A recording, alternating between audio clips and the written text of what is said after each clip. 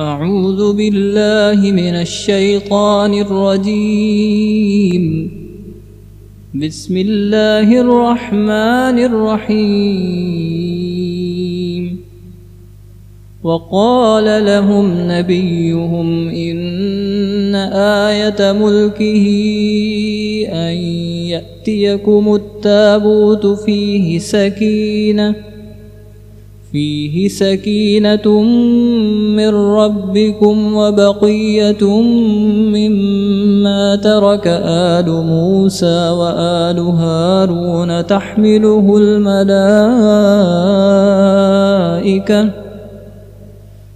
إن في ذلك لآية لكم إن كنتم مؤمنين. ثم أنزل الله سكينته على رسوله وعلى المؤمنين وأنزل جنودا لم تروها وعذب الذين كفروا وذلك جزاء الكافرين.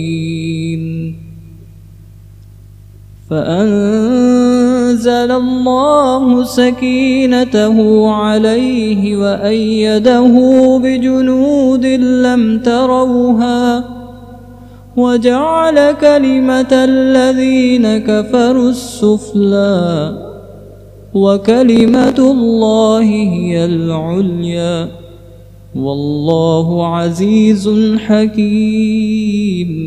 هو الذي أنزل السكينة في قلوب المؤمنين ليزدادوا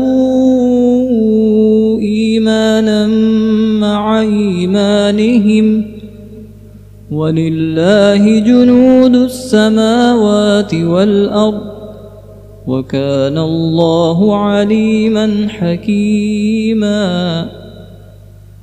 لقد رضي الله عن المؤمنين إذ يبايعونك تحت الشجرة فعلم ما في قلوبهم فأنزل السكينة عليهم وأثابهم فتحا قريبا.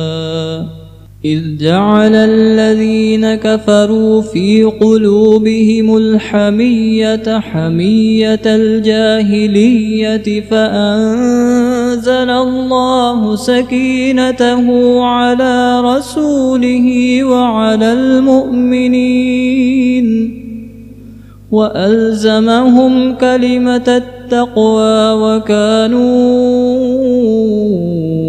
أحق بها وأهلها وكان الله بكل شيء عليما. صدق الله العظيم.